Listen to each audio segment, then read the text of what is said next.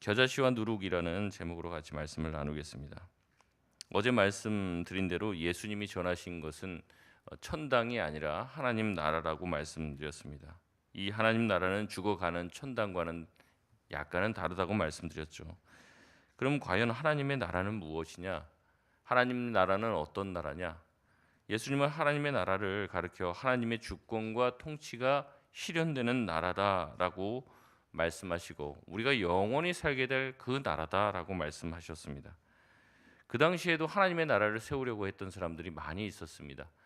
특히 열심당이라고 했던 그 분파들은 사람들을 선동해서 로마 제국을 뒤집어 엎고 하나님의 말씀과 율법대로 통치하는 나라를 구현해 내려고 했습니다. 힘과 권력으로 주권을 회복하고 그런 하나님의 통치 원리대로 통치가 되는 다윗의 왕조를 재현하려고 했던 부류들이 있었습니다. 그 사람들 또한 하나님의 나라를 세우려고 했던 것이죠. 예수님 또한 하나님의 나라를 가지고 오겠다고 했을 때 이러한 오해를 받았습니다. 지금 있는 로마 제국을 뒤집어 엎고 전복시키고 로마 제국과 사람들과 싸우게 하여 독립을 쟁취할 존재로 생각했던 거죠. 그래서 하나님이 기뻐하시는 다윗의 왕조를 재건하고 정치적 종교적 자유를 가진 하나님의 율법에 의해서 통치되는 하나님의 나라를 구현할 줄로 예수님을 오해한 것이죠. 그러나 예수님께서 세우겠다는 하나님의 나라는 그런 세속적인 국가가 아닙니다. 기독교 국가, 유대교 국가를 세우려고 하는 것이 아니었죠. 예수님의 하나님 나라 운동은 정치적인 운동이 아니었습니다. 사회 혁명적인 프로그램이 아니었습니다. 예수님을 가리켜 혁명가다라고 얘기하는데 반은 맞고 반은 틀린 말이죠. 왜냐하면 예수님이 혁명하려고 오신 분이 아니시기 때문에 그렇습니다. 하나님의 나라는 영적이고 초월적인 나라라고 말씀하시죠. 이 나라의 백성은 어떤 사람이냐? 결국에 그 나라의 백성이라는 것은 그 나라의 주권과 통치를 받는 겁니다. 그래서 예수님이 가르치신 그 가르침에 순종하고 하나님의 통치, 하나님의 말씀대로 살아가는 하나님의 백성, 하나님의 다스림을 받기로 결정하고 그 나라 안에 들어가 제자로서 사는 백성들로 채워진 나라, 그것이 바로 하나님의 나라다라고 예수님은 가르쳐 주시는 거죠. 그렇기 때문에 예수님의 가르침에 순종하려면 예수님의 가르침이 시작이 돼야 됩니다. 그렇기 때문에 예수님이 이 땅에 오시고 공생애를 시작하심이 바로 하나님의 나라의 시작이라고 예수님은 말씀하고 있습니다. 그래서 사람들은 묻습니다. 예수님이 자꾸 하나님 나라, 하나님 나라, 하나님 나라가 가까이 왔다라고 이야기하니까 도대체 그 하나님의 나라가 어디 있느냐라고 질문을 하죠. 그럴 때 예수님은 이렇게 대답을 하십니다. 누가복음 17장 20절에서 21절 말씀에 이렇게 얘기합니다. 바리새인들이 하나님의 나라가 어느 때에 임하나이까 묻거늘 예수께서 대답하여 이르시되 하나님의 나라는 볼 수 있게 임하는 것이 아니요 또 여기 있다 저기 있다고도 못하리니 하나님의 나라는 너희 안에 있느니라. 아멘. 하나님의 나라는 눈에 보이는 게 아니라는 거죠. 여기 있다 저기 있다 하는 것도 아니고 이미 너희 안에 있다. 이 말씀이 이제 우리가 흔히 생각하면 내 안에 있구나 하나님의 나라가 그렇게 생각하는데 이제 원어상으로 보면 너희 안에 있다. 예수님을 포함한 그들 중에 있다. 결국에 예수님 자신이 하나님 나라다라는 말씀을 하시는 거예요. 이 누가복음 17장 20절에서 21절 말씀이 바로 아시는지 모르겠지만 올해의 표 구절입니다. 하나님 나라가 이미 우리 안에 어떻게 됐다는 거예요? 이미 시작이 되었다는 거죠. 눈에 보이진 않았지만 하나님 나라가 우리 안에 이미 들어와 있다는 겁니다.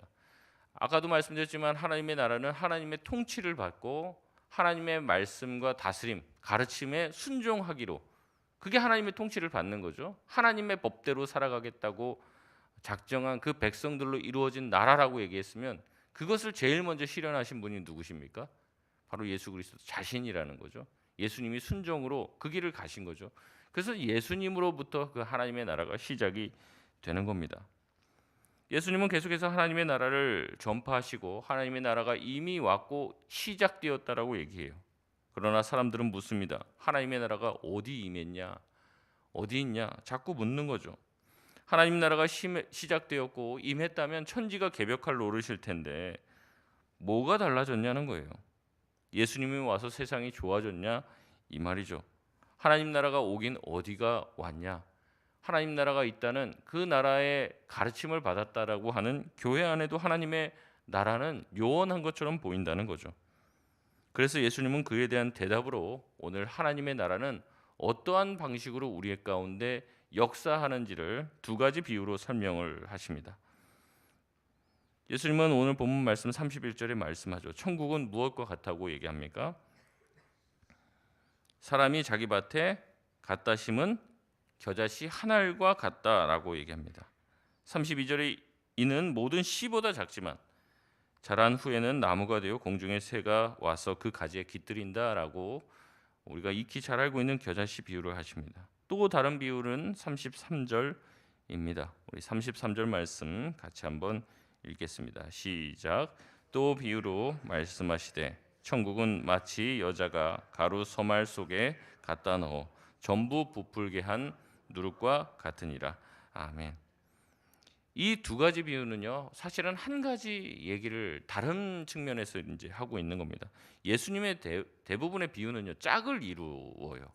이제 나중에 이거를 뭐 또 구체적으로 풀어볼 수 있는 시간이 있을지 모르겠는데, 이제 오늘 본문에 나와 있는 두 가지 비유도 마찬가지입니다.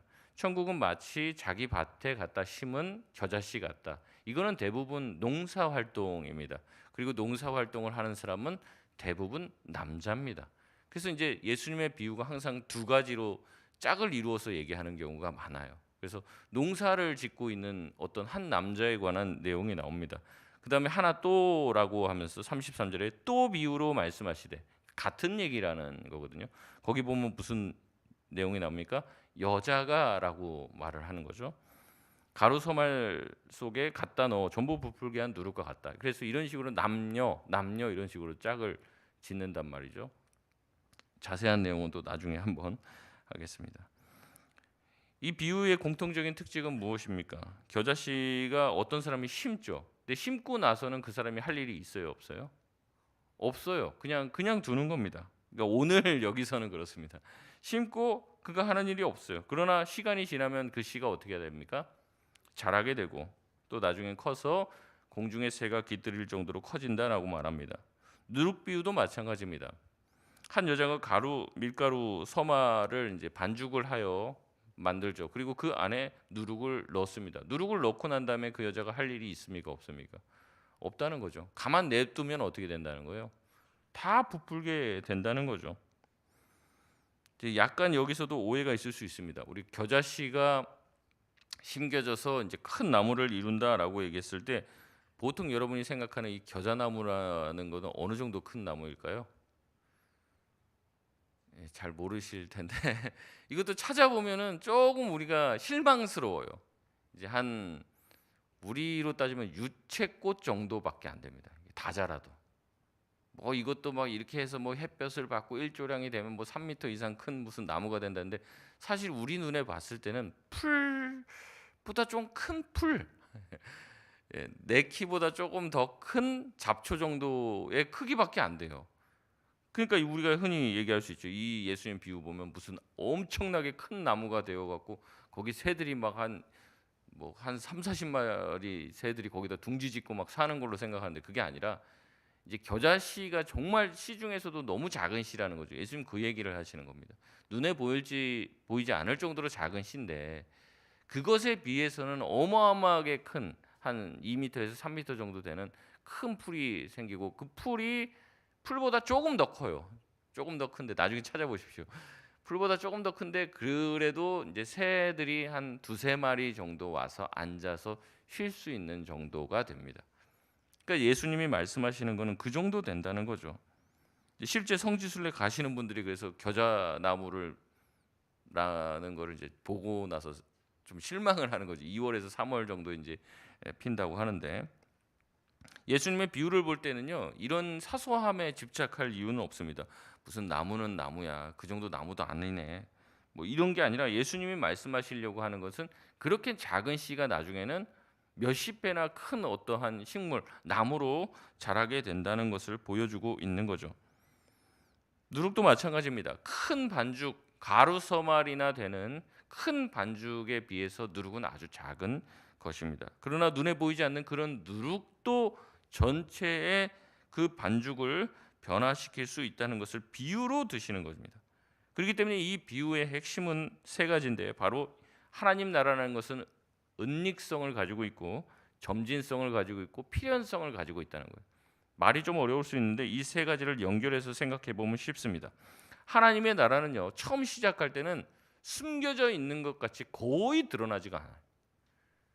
예수님도 마찬가지죠. 예수님이 무슨 예루살렘이라고 하는 무슨 그 종교의, 그 당시 종교의 무슨 동무대와 같이 보여지는 그곳에서 활약하신 게 아니에요. 예수님은 변방에서 활약을 하셨습니다. 그리고 로마라고 하는 그 제국을 봤을 때도 볼품없는 어떤 식민지 한 도시, 아무도 신경 쓰지 않는 곳에서 일어났습니다. 세계 역사를 봐도 중동이 중심이 되지는 않죠. 거기에서부터 하나님의 나라는 시작이 됐다는 거예요. 마치 겨자씨처럼, 마치 거의 눈에 보이지 않는 누룩처럼 시작이 되었다는 거죠. 그러나 심겨지면 어떻게 됩니까? 점진적으로 영향을 끼치고 점진적으로 자라게 된다는 거예요. 근데 이게 신경을 쓰지 않고 있어도 이게 자라나는 거예요. 자체적으로. 누룩이 들어가면 어떻게 됩니까? 그 사람이 신경 쓰지 않아도 그 안에서 자체적으로 번식하고 그 안에서 자체적으로 발효가 일어나게 되는 거죠. 그리고 나중에는 반드시 어떻게 됩니까? 필연성이죠. 반드시 부풀게 되고 반드시 크게 자라게 돼서 새들이 깃드는 나무가 된다는 것입니다.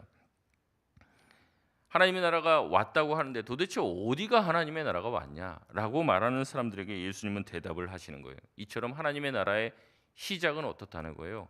거의 보이지 않을 정도로 시작이 되는 거예요. 우리 내면에 복음의 말씀이 심겨졌을 때도 마찬가지라는 거죠. 급격한 변화를 가지고 오는 사람도 있지만 그것이 심겨졌을 때는 그 자체로 봤을 때는 별것 아닌 것처럼 보인다라는 말이죠. 근데 시간이 지나면 어떻게 됩니까?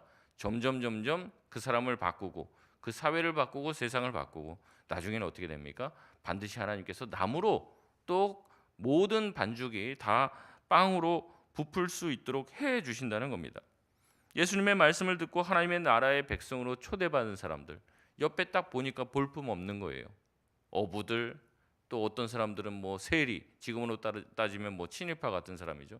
말씀드렸던 열심당원들도 같이 섞여 있습니다. 그 안에서 무슨 유력자가 있거나 세상을 바꿀 수 있는 것처럼 보이는 사람이 별로 드러나지 않습니다. 그들의 시작은 매우 미약한 것처럼 보입니다.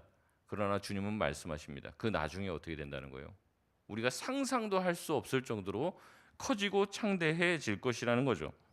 그러니 예수님은 말씀하십니다. 하나님의 나라가 너희 눈에 보일 정도로 지금 심겨진 것은 아니다. 아주 작게 심겨졌다. 하지만 하나님의 나라가 시작되었으니 그 나라는 변할 것이고 성장하고 자랄 것이고 세상을 뒤집어 엎을 것이기 때문에 어떻게 하라는 거예요? 그 나라의 통치를 받아들이고 하나님 나라의 일꾼, 하나님 나라의 백성이 되어라라고 초청을 하는 것이 바로 오늘 본문의 말씀입니다. 그렇다면 우리 모두가 이 초청을 받고 하나님 나라의 백성이 돼야 할 줄 믿습니다. 하나님 나라의 일원이 돼야 돼요. 그 나라에 들어가야 한다는 거죠. 그러면 과연 어떻게 하는 것이 하나님 나라의 일원이 되고 하나님 나라의 백성이 되는 것일까요?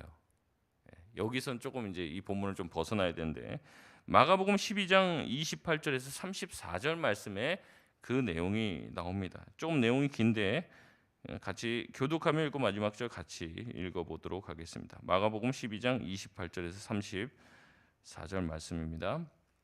서기관 중 한 사람이 그들이 변론하는 것을 듣고 예수께서 잘 대답하신 줄을 알고 나와 묻되 모든 계명 중에 첫째가 무엇이니까? 예수께서 대답하시되 첫째는 이것이 이스라엘아 들으라 우리 유일하신 주시라 내 마음을 다하고 목숨을 다하고 뜻을 다하고 힘을 다하여 주 너의 하나님을 사랑하라 하신 것이요 첫째는 이것이니 내 이웃을 내 자신과 같이 사랑하라 하신 것이라 이보다 더 큰 계명이 없느니라. 서기관이 이르되 선생님이여 옳소이다. 하나님은 한 분이시요 그 외에 다른 이가 없다 하신 말씀이 참이니이다. 33절 33절이 없네요. 제가 읽어드리겠습니다. 또 마음을 다하고 지혜를 다하고 힘을 다하여 읽어볼까요? 시작. 또 마음을 다하고 지혜를 다하고 힘을 다. 같이 전체로 드리는 모든 번제물과 기타 제물보다 나. 함께 읽겠습니다. 예수께서 그가 지혜 있게 대답함을 보시고 이르시되 내가 하나님의 나라에서 멀지 않도다 하시니 그 후에 감히 묻는 자가 없더라. 아멘. 예수님은 지금 한 사람에게 말씀하십니다. 네가 하나님의 나라에서 멀지 않다, 가까이 왔다라고 얘기를 합니다. 무엇을 깨달은 사람이라는 거예요? 하나님의 말씀, 하나님의 통치를 받는 사람은, 하나님 나라에 들어갈 수 있는 사람은 어떤 사람이에요? 첫째는 뭘 깨달았어요? 하나님을 사랑하는 것. 마음과 힘과 목숨과 뜻과 정성과 온 힘을 다해 하나님을 사랑하는 것, 그것이 최고의 가치라는 것을 깨닫는 사람. 두 번째 가치는 무엇입니까? 이웃을 사랑하기에 내 몸과 같이 사랑하는 사람. 이것이 무엇보다 낫다는 거예요. 번제와 기타 제물보다 낫다. 우리의 가치는 무엇입니까? 우리 신앙에서 제일 중요한 건 뭐예요? 주일 예배라고 생각하는 사람들이 많이 있습니다. 근데 그것 아닙니다. 죄송하지만 하나님을 사랑하고 이웃을 사랑하는 것이 최고예요. 최고. 하나님을 사랑하고 이웃 사랑하니까 주일 예배 나오는 거죠. 주일 예배가 중요한 게 아니라 하나님을 사랑하고 이웃을 사랑하기 때문에 하나님께 예배하고 찬양하고 싶어 나와서 주일 예배를 드리는 겁니다. 여러분 오늘도 마찬가지시죠? 하나님과 우리 이웃을 사랑해서 나오신 줄 믿습니다. 나오려고 얼굴 도장 찍으려고 뭐 그러고 나오는 게 아니라는 거죠. 나와야지 뭐니까 무슨 직분 맡았으니까 특세는 빠지지 말아야지, 이런 식으로 가면 율법주의로 흐르는 거예요. 율법주의. 그러니까 율법주의와 진정한 신앙은요 동전의 양면과 같아서 거의 구별이 안 됩니다. 근데 이제 우리가 뭐가 선후가 뭔지를 알아야 되는 거죠. 하나님을 사랑하고 이웃을 사랑하는 가치가 최고라는 것을 깨닫는 거예요. 이게 번제와 기타 제물을 전체로 하나님께 드리는 것보다 뭐예요? 낫다라는 것을 깨달은 사람들이 하나님 나라의 백성이 되는 거예요. 이에 대한 전적인 헌신, 이웃을 향해 정말 내 몸과 같이 사랑함, 이것을 가진 사람, 이 생각을 가지고 있는 사람이 바로 하나님 나라에 합당한 사람이라고 이야기합니다. 예수님은 지혜 있게 대답한 이 서기관을 가르쳐 말씀하고 계십니다. 네가 하나님의 나라에서 멀지 않도다, 하나님 나라에 매우 가까이 근접했다라고 말씀을 하십니다. 여러분 여기서 좀 우리가 질문할 수 있죠. 하나님 나라에 가까이 왔다, 하나님 나라에 멀지 않았다, 이 말은 하나님 나라에 들어왔다는 얘기예요? 들어오지 못했다는 말이에요? 하나님 나라에 가까이 왔다, 하나님 나라에서 네가 멀지 않도다, 이 말은 하나님 나라에 들어왔다는 거예요? 아니면 아직은 안 들어왔다는 얘기예요? 아직 안 들어왔다는 얘기죠. 가까이만 온 거예요. 가까이만. 여러분 그럼 그 나라에 들어가야죠. 가까이 가는 게 무슨 소용입니까? 롯데월드 여기 가면 뭐예요? 들어가야죠. 표 끊고. 가까운 상태와 들어간 상태는 다릅니다. 천국 주변을 배배 돌면 뭐합니까? 천국 안에 들어가야죠. 하나님 나라에 들어가야 한다는 거예요. 그러면 어떻게 해야 하나님 나라에 들어갈 수 있습니까? 우리가 앞에서부터 들어왔던 내용들을 종합하면 하나님 나라의 백성과 일원이 된다는 것은 하나님 나라의 통치를 받는다는 거예요. 근데 하나님 나라의 통치 철학이 있어요. 통치 이념. 그것을 내가 받아들이고 그 통치를 받을 때 내가 하나님 나라의 일원이 되고 그 나라의 백성이 된다고 했는데, 근데 이 사람은 뭐라고 그래요? 하나님 나라의 가치는 하나님 사랑과 이웃 사랑입니다라고 고백을 했어요. 그 고백을 듣고 예수님 뭐라고 그래요? 네가 하나님 나라에서 멀지 않다, 가까이 왔다. 그럼 가까이 온 상태에서 들어가려면 어떻게 돼요? 뭘 해야 돼요? 그 말씀을 들은 대로 순종해야 한다는 거예요. 통치를 받았다는 게 그 말이에요. 그것만 통치 이념을 아는 것은 아무 소용이 없어요. 하나님 사랑, 이웃 사랑 대답 잘하죠. 아무 소용이 없습니다. 그거는 가까이 온 것만 된 거예요. 가까이 온 것도 대단할 수 있습니다. 어떤 사람은 하나님 나라에서 점점 멀어지는데 가까이 왔으니 대단한 거죠. 근데 그 안에 들어가지 않으면 가까이 오거나 멀리 있거나 별반 다르지 않습니다.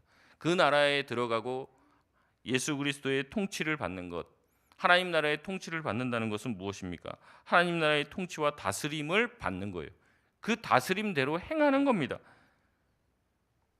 말하는 것으로는 하나님 나라의 일원이 될 수 없습니다. 그 가치에 내 자신을 복종시켜야 한다는 거죠. 순종해야 합니다. 우리는 하나님의 통치 이념, 하나님의 말씀에 순종할 때 하나님의 나라의 백성이 되고 그 나라의 일원이 되게 됩니다. 그것을 보여준 나라가 바로 이스라엘이에요. 구약의 이스라엘. 그들이 하나님을 사랑하고 이웃 간의 사랑을 실천할 때 하나님은 이스라엘을 지켜주시고 보호하시고 복을 내려 주셨고 형통했습니다.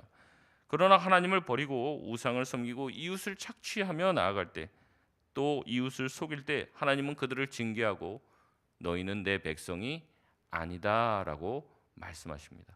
왜냐? 자신의 백성은 누구 말을 듣는 거예요? 하나님의 말을 듣는 거죠. 하나님의 말을 듣지 않는 하나님의 백성이란 있을 수가 없는 겁니다. 그래서 말씀하시는 거죠.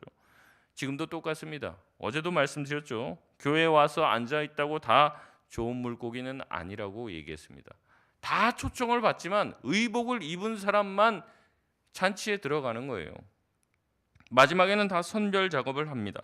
말씀을 기준으로 선별 작업이 이루어지냐는 거죠.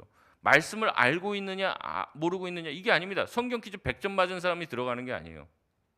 하나님의 나라의 통치 이념을 알고 믿고 그렇게 순종하며 사는 자들만이 들어갈 자격을 얻게 됩니다. 결국 말씀을 받아들이고 순종했는가 아닌가이죠. 여러분, 제가 말씀드리는 것은 무슨 율법주의를 말씀드리는 게 아닙니다. 하나님 나라의 가르침, 그 복음의 말씀을 내가 받아들였다면 내 생각과 가치관이 무너지고 내 자신만을 위해서 살던 삶이 무너지고 이제는 하나님의 말씀과 가치대로 사는 삶을 살게 된다는 거죠. 근데 살지 않고 어떻게 그리스도인이라고 할 수 있겠으며 그렇게 살지 않으면서 어떻게 하나님 나라의 백성이라고 할 수 있겠냐는 거죠. 하나님 나라의 통치 이념, 우리가 순종하고 붙잡고 따라가야 될 계명은 여러 가지 계명이 아닙니다. 크게 두 가지인 거죠. 첫 번째는 뭐라고 말씀드렸습니까? 하나님을 사랑하는 것. 두 번째는 이웃을 사랑하는 겁니다. 하나님은 그냥 사랑하지 않습니다. 마음과 목숨과 힘과 뜻을 다해 하나님을 가장 사랑하시길 바랍니다. 이웃을 내 자신처럼 사랑하라는 말은 이와 같습니다. 우리 자신을 대하듯이 이웃을 대하라는 거예요. 여러분, 존경받고 싶죠? 존중받고 싶죠? 그럼 먼저 어떻게 합니까? 그렇게 하라는 거예요. 너희가 먼저 대접받고자 하면 먼저 뭐 하라고 했습니까? 대접하라. 대접은 잘 받고 싶으시죠? 여러분, 대접하는 자리에 있으시길 바랍니다. 근데 대접하지 않으면서 대접 받으려고 하면 뭐예요? 무슨 신보입니까? 자세한 것은 생략하겠습니다. 여러분, 높아지고 싶으시죠? 먼저 남을 높이십시오. 남을 깎아드리면 자기 자신이 먼저 깎인다는 것을 아시길 바라요. 전혀 남을 나처럼 대하는 게 아니에요. 여러분, 배부르고 싶으시죠? 먼저 남을 먹이십시오. 좋은 것을 보러 다니고 싶으십니까? 좋은 것을 보러 다니지 못하는 사람들이 있음을 알고 그 사람들에게 좋은 것을 보여주려고 애쓰십시오. 좋은 것을 느끼고 싶죠? 좋은 미술 작품, 경치를 보고 좋은 음악을 듣고 싶습니까? 남들에게 그렇게 하십시오. 이게 바로 이웃 사랑입니다. 그냥 돈 몇 푼 주고 아이고 그 밥이나 먹고 살아라. 그 적선해 주는 게 이웃 사랑이 아니라는 거죠. 여러분, 좋은 데서 살고 싶으시죠? 남들을 좋은 데 살게 해 주십시오. 이거 어려운 거예요. 이제 우리가 뒤로 가면 하나님 나라에 대해서 더 우리가 볼 텐데 하나님은 그것을 연결시킨단 말이죠. 이웃 사랑과 하나님 사랑과 연결을 시켜요. 마지막에 어떻게 양과 염소가 갈리는 줄 압니까? 네가 네 주변의 한 사람대로 그것으로 내가 평가하겠다라고 말씀하세요. 교회 와서 열심히 예배드렸냐? 그게 아니라 내가 내 이웃에게 어떻게 했는지를 보신단 말이죠. 굉장히 무서운 말입니다. 이웃에게 잘하라는 얘기가 아니에요. 네가 정말 하나님 나라의 통치 이념을 받아들였다면 하나님 나라와 하나님 사랑과 이웃 사랑이 정말로 중요하다는 것을 내가 깨달았다면 거기에 순종하게 될 건데 네 삶을 봐라. 거기 순종하냐? 순종도 안 하면서 하나님 사랑, 이웃 사랑이 최고의 가치다라고 말하고 있다면 하나님 나라에 우리는 아직 들어간 게 아니에요. 가까운지는 몰라요. 가까이 왔는지는 몰라요. 가까이 왔는지. 남한테 뭐라고 할 필요가 없습니다. 나에게 하고 싶은 것, 내가 대접받고 싶은 것 남에게 하면 됩니다. 이걸 뭐라고 합니까? 황금률이라고 하죠. 황금률. 동서고금을 막론하고 우리 모든 인생에 적용되는 원리라고 얘기합니다. 대접받고자 하면 대접하고, 높아지고자 하면 먼저 남을 높이는 삶. 근데 그냥 그게 도덕적으로 말하는 게 아니에요. 왜냐하면 그 모든 생각의 출발은 하나님 사랑에서부터 오는 겁니다. 하나님이 먼저 우리에게 그렇게 베풀어 주셨잖아요. 예수님이 먼저 그렇게 해 주셨잖아요. 하늘의 영광을 버리시고 이 땅에 오신 예수님, 낮아지신 예수님, 그렇게 낮아지신 예수님은 뭐 우리도 막 좋은 데서 태어나잖아요. 뭐 예전에 어르신들은 뭐 집에서 태어나고 어려운 데서 태어났겠지만 요새 뭐 다 병원에서 뭐 극진한 대접을 받으면서 태어나잖아요. 예수님은 그렇게 했습니까? 소 여물통 같은데 그냥 앉아 계시고 누워 계시고 그러셨죠. 뭐 제일 낮은 곳에 오셔서 좋은 옷 입고 다니셨습니까? 뭐 제가 그때 그런 말도 성철 스님 그분이나 뭐 다른 뭐 스님들도 돌아가실 때 보면 뭐 무소유다 뭐 하면서 아무것도 남기지 않고 죽었다라고 해도 보니까 많이 남기더라고요. 뭐 안경도 있고 뭐 보던 책도 있고 옷도 있고 뭐 많이 있는데 예수님 하나도 없어요. 심지어 속옷까지 벗겨져 갖고 예수님 십자가에서 죽으셨다고. 예수님 몸에도 남은 게 없어요. 물과 피를 다 쏟으셨습니다. 예수님이 가지신 게 뭐가 있습니까? 우리를 위해서 다 쏟으시고 다 버리시고 죽으셨습니다. 뭐 하시려고요? 우리를 사랑해서, 하나님을 사랑해서 그렇게 사셨잖아요. 그래서 바로 예수님 자체가 하나님의 나라이고 하나님의 나라의 일원으로 심겨진 한 누룩과 겨자씨와 같은 존재가 되시는 겁니다. 여러분, 이렇게 예수님을 통해서 심겨진 하나님의 나라는 그의 제자들에게 흘러갔고 그 제자들을 변화시키고 그 제자들을 통해서 초대교회가 세워지게 되었습니다. 제가 수요일마다 이제 사도행전을 보지만 사도행전을 보면 이 초대교회가 하나님 나라 같지 않습니까? 모든 것을 유무상통하고 자기의 것을 자기 것이라고 여기지 않고 다 하나님의 것이라고 여기며 필요한 사람이 있으면 기꺼이 나누어 주고 있는 것이요. 그들은 이웃을 남이라고 생각하지 않습니다. 나라고 생각해요. 내 가족도 아닙니다. 나라고 생각해요. 가족도 좀 아닐 때가 있잖아요. 남편은 남의 편이죠. 이렇게 생각할 때가 많은데 초대교회는 그렇지 않다고요. 우리의 이웃을 나처럼 생각을 했다는 거예요. 내가 힘든 것처럼 바라봤다는 거죠. 그러니 나눕니다. 하나님을 얼마나 사랑하는지 매일 모여 성전에서 하나님을 찬양하고 집에 모여서 말씀을 나누고 기도했다고 얘기해요. 일주일에 2번만 나오면은 교회에서 왜 자꾸 부르냐 이렇게 생각하기 쉬운데 하나님을 너무 사랑하니까 예배하지 않고 견딜 수가 없는 거예요. 찬양하지 않고 견딜 수가 없는 거예요. 교회 나오는 게 즐거움이고 기쁨이고 예수 믿는 성도들과 모여서 같이 교제하는 것이 기쁨이에요. 날마다가 뭐예요? 첫날 우리가 특세 나눴던 것처럼 날마다 그들이 모여서 하는 게 뭐예요? 잔치예요, 잔치. 날마다가 같이 집에 모여갖고 사람들 부르고 시간 있는 사람 우리 집에 와라. 잔치를 배설하고 같이 모인 사람들이 먹고 하나님의 말씀을 나누고 주님 앞에 기도했던 것들, 오늘 하루 살았던 신앙의 삶을 나누는 거예요. 날마다가 축제고 날마다가 예배입니다. 하나님 나라 안에서 사는 것이 이와 같다는 것을 초대교회를 통해서 우리에게 보여주고 있는 것 아닙니까? 여러분, 그런 사람들이 그렇게 예루살렘 교회로 이렇게 어떤 큰 건물이 있었던 게 아니라고 말씀드렸습니다. 그때는 다 가정교회예요. 각 가정마다 그렇게 기쁨이 넘치고 세대를 뛰어넘고 이 성별을 뛰어넘고 빈부와 귀천, 막 노예와 같이 주인이 상전들이 같이 모여서 형제라고 하면서 한 상에서 같이 먹고 이런 일들이 막 일어나니까 어떻게 합니까? 예루살렘이 뒤집어지는 거예요. 그리고 거기서 뻗어나간 수많은 성도들이 그러한 문화와 그런 하나님의 통치를 전파하는 거죠. 그러니까 결국에 어떻게 됩니까? 로마가 뒤집어지는 거죠. 제가 말씀드렸어요. 하나님 나라 운동은요, 사회 변혁 프로그램이 아닙니다. 한 사람 한 사람이 자기가 가지고 있던 세속적인 가치관을 버리고 이제는 하나님의 통치를 받겠다는 거예요. 하나님 제일주의로 살아가겠다는 거예요. 이제 이웃을 남처럼 대하지 않고 나 자신처럼 여기면서 살겠다는 거예요. 그러니까 이제 세상이 뒤집어지지 않고 견딜 수가 있겠습니까?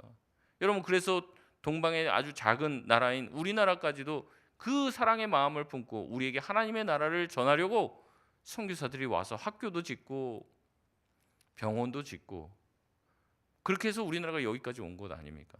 우리나라 와서 학교를 세우는데 가장 먼저 여성 학교를 세우는 거예요. 왜냐하면 여자들이 그때 당시 이름도 없고 배움도 없고 가르치지를 않으니까. 근데 선교사님들이 모아서 그렇게 가르치는 거죠. 실로 겨자씨처럼 보였던 하나님의 나라가 온 세상을 뻗어가는 나라가 되었습니다. 그 통치를 받아들인 주의 백성들이 먼 타국에까지 나아가 복음을 전하는 거죠. 캄보디아에 있는 사람을 남이라고 생각하지 않는 거예요. 태국에 있는 사람을 남이라고 생각하지 않는 거예요. 나라고 생각하고 돕는 거예요. 우리 이번에도 단기 선교 갔을 때 우리 이제 보신 성도님들이 얘기하는 거예요. 야, 어떻게 여기서 이제 사냐? 왜냐하면 내 자신을 거기 투영을 시키는 거죠. 나라면 참 힘들 것 같고 나라면 참 어려울 것 같고, 그러니까 도와줬으면 좋겠다. 뭐 좀 바꿔줬으면 좋겠다. 이런 긍휼의 마음이 나오는 겁니다. 누가 시켰습니까? 집사님 저 가서 좀 바꾸세요. 헌금 좀 하세요. 누가 시켰냐고요. 그게 아니라 하나님 사랑하고 이웃 사랑하는 마음이 생기게 되면 남을 나처럼 여기게 되는 거예요. 그래서 하나님의 나라는 사회 변혁 프로그램이 아니지만 사회를 변화시켰습니다.